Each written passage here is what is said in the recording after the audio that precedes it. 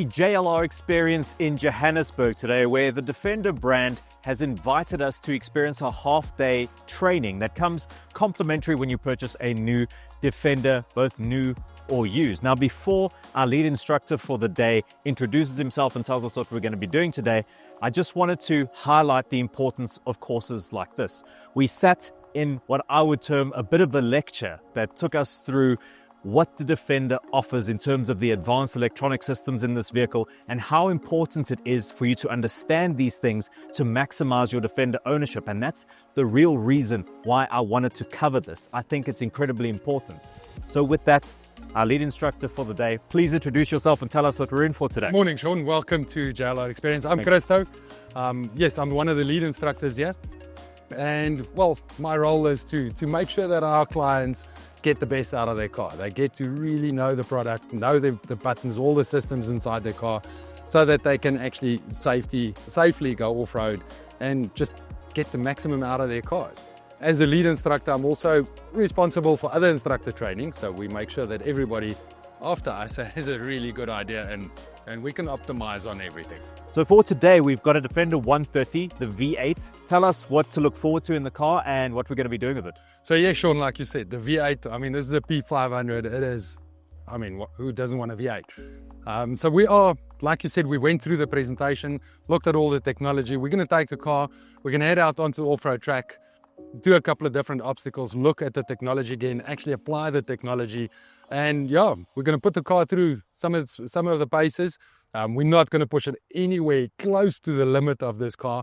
But that's essentially not the idea of the day. The idea is for you to really get to know the car and be able to maximize the capability and the systems inside the car. So we're going to spend a little bit, 2 hours or so off-road, just having fun and being safe. Brilliant. Let's get after it. Let's hop in the Defender and get going.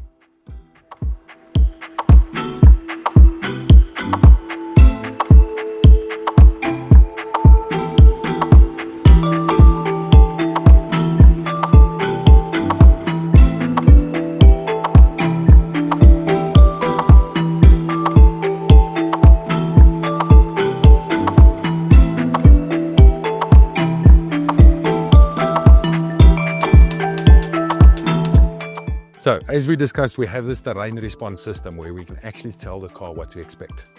So, like I said in the presentation, if we push the little button, the pictures pop up. After a couple of seconds, the pictures disappear, but the dial is still different. So if we turn the dial, pictures will pop back up. And after about 30 to 40 seconds, the dial goes back to climate control. So if you then want to access terrain response again, you have to re-push the button. So just to get an idea of what terrain response actually does and how it changes the car, we can actually go into grass, gravel, snow. So you'll notice a couple of differences. You'll see the center differential partially engaging. You could feel some of the gear changes in the car as well. It's very subtle, but you can actually feel the car changing. So if we change to the next program, which is mud ruts, again, you'll notice both the differentials locking up. You can feel the gear change again. You can see hill descent control that's popped up over there. So the car adapts according to what we tell it to do.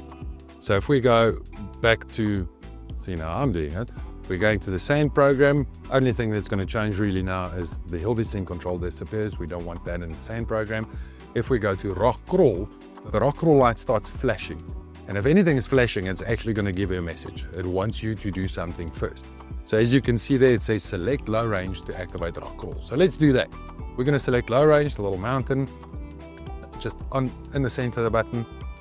There we go. And the light starts flashing again. It brings up another message, says select neutral to engage low range. So for neutral, I suggest put your foot on the brake, otherwise we're going to go rolling all the way back. So into neutral, the car remembers the commands. So now it goes into low range, it activates a rock crawl.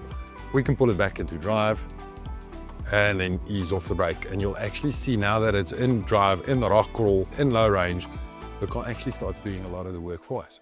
So a really good thing if we do select these programs to use them through an obstacle.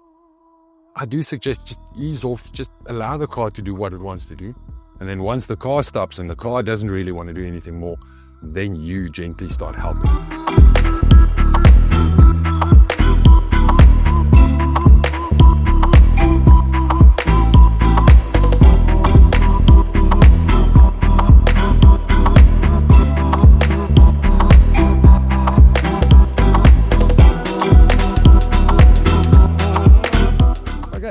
So waiting, we're going to jump out and have a quick look at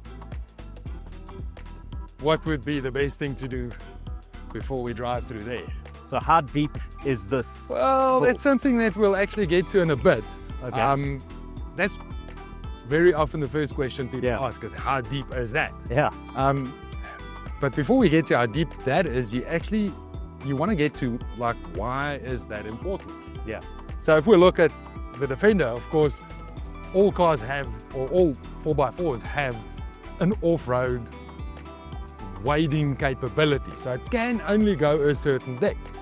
So if we know how deep that is, but we don't know how deep that can go, how deep that is kind of besides the point. So that's the first thing we need to do, is look at this car and what is the wading capability and what is the limits and why is it limited to that. So the Defender, very, very amazing, 900mm wading depth on off-road height. Just an interesting useless fact, if we drop this car all the way to access height, it still has a better wading capability than, I'd say, probably about 90% of other vehicles on the market. I mean, the Discovery 4, for example, had a wading capability on off-road height of 700mm. This on access height is 770mm. Sure. So it is really, really amazing. But we've got to look at what limits us. And the first thing people think of is the air intake. Yes, the air intake plays a massive role in this because we don't want water going inside the engine. That would just destroy everything. But there is so much more than just the air intake. There's electronics all over this car, in the bodywork, around the engine, everywhere there's electronics. There's things like the alternator. I mean, the alternator is something that generates electricity. If we stick something that generates electricity under the water, it doesn't like it. Doesn't mix. Yeah. Differential breathers, gearbox breather. The gearbox, for example, has a hole in the top. That's a breather hole. Because it's a big metal thing filled with gears and oil, if those gears and that oil heats up, it expands. So if we completely seal a gearbox and everything on the inside heats up and expands, it'll explode. So they make a little hole in the top, so when everything expands, it can push air out. When it contracts again, when it cools down, it can pull air back in. So if we go over the wading depth into the water and the gearbox cools down because of the cool water, it'll actually suck water into the gearbox, which is a really bad idea. Yeah. So all of those things, even the door seals and everything, plays a massive role in the capability of this car. So, a little controversial, the next bit. With that in mind, all of these things determining our wading depth, do you think it makes any difference if we slap a snorkel on this car? No, I don't. It is probably the silliest name they could have given to that piece of equipment. We say snorkel and people think scuba, we're going to go diving in the water. The only thing we've done is we've raised the air intake, and that's actually the name of that thing. It's called a raised air intake, not a snorkel. And we have only raised the air intake. All the other stuff is still in the same place. Yeah. So yes, it keeps the air out of the engine while we're in there, but the water's getting to everything else, which down the line is possibly going to cause a massive amount of problems. And the purpose of that raised air intake then, if it's not for diving in the water, is actually there for dust. Yeah. If you're going to drive a lot of dirty, dusty conditions, there's a lot cleaner air up there compared to down where the normal air intake is. So ideally, we want to walk through the left-hand wheels, walk back where the right-hand wheels are going to go, check everything in between, check the flow of the water. If the water's pushing you off your feet, do not put your car in there. I mean, this is something that we see on a very regular basis in Johannesburg, in Centurion, in Pretoria, low water bridges, lots of flooding rain, bridges underwater, and there's someone that thinks because he drives this big 4x4, he can cross the bridge. And what happens? They didn't check the flow of the water. They wash away. And they wash away. Yeah.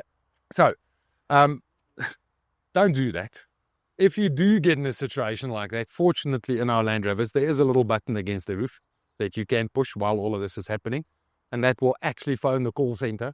And you can, in all the panic, tell them that you are going to need assistance really soon. And the nice thing about now the December holidays, we do have a program running from November through December to January called the Holiday Heroes. And if you do end up having a bit of a problem, they could actually send someone to come help you. Okay. I would not really phone them and ask the Holiday Heroes to try and come and get you out of the river. Just stay out of it. Don't get it. rather. But yeah, normally there are some cool things that you can do to help before you get in a situation like that. So yeah, we're going to make sure it's safe. If you walk in there and you sink up to your ankle depth in mud, remember the car weighs 40 times what you weigh. Don't go in there. It's going to sink a lot deeper. Make sure the exit point, if you throw a lot of water on that, how's that exit point? The surface going to change. So make sure it's safe, really, before you put your car in there. Get you. Yeah. So once that is done, I mean, then we think about setup of the car. Ideally, that little question we spoke about earlier, low range or high range, what do we need, speed or power and control? We want to be in low range. We're going to go through a lot of water.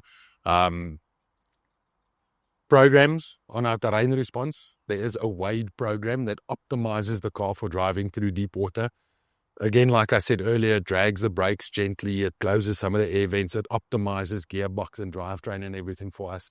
So yeah, we're going to select all of these things. And then very, very, very important is we're going to go into the water really, really slowly. Right behind the grill of this car, there is a radiator, there's a fan, there's an intercooler and an oil cooler. If we slam all of that into the water to make a nice splashy picture, it's really, really bad for cars. Yeah, so we could destroy a lot of stuff behind that front bumper. So we're going to enter really, really slowly and then just take a nice, easy, slow drive through and exit the other side. Cool. Pretty easy. Let's hop in and try it. Excellent. Go.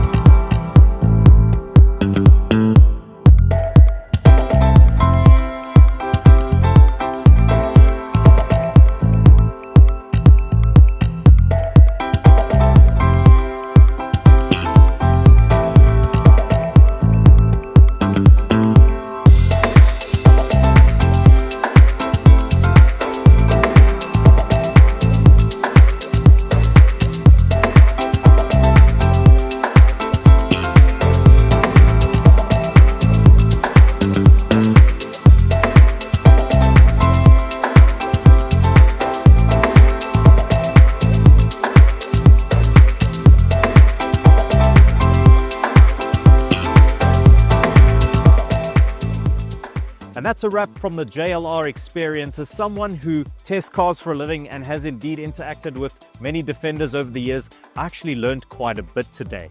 From just what the Defender can do to some basic off-road driving essentials. So I want to thank Christo so much for imparting his knowledge on me and teaching me a bit about the Defender. And I think he wants to tell us a bit about his academy. So yeah, thank you, Sean. I'm glad you learned something a little bit more about the Defender today. And we really want to encourage everybody that owns a Land Rover, who's interested in buying one, or just interested in learning a little bit more. I mean, anyone is welcome to come and join us for a course. If you drive any other vehicle, you're more than welcome to come and park that there. We do have Defenders available. So please come and join us. And hopefully we'll see everybody soon. And please remember, over the December holidays, we have the Holiday Heroes running. So if you ever anywhere you need assistance from Land Rover, there's a lot of cars out on the main routes. So give Land Rover Assist a shout. They will come and assist. And then, yeah, hopefully we'll see you and a lot of other people at the center soon. We are here to help. Awesome. Thank you. Well, guys, I think that's a wrap from JLR. If you haven't done so already, please subscribe to the AutoTrader channel. It helps us a lot. If you've enjoyed this content, leave us a like, comment below, let us know what you think of the Defender and the JLR Experience in general. Until next time, cheers.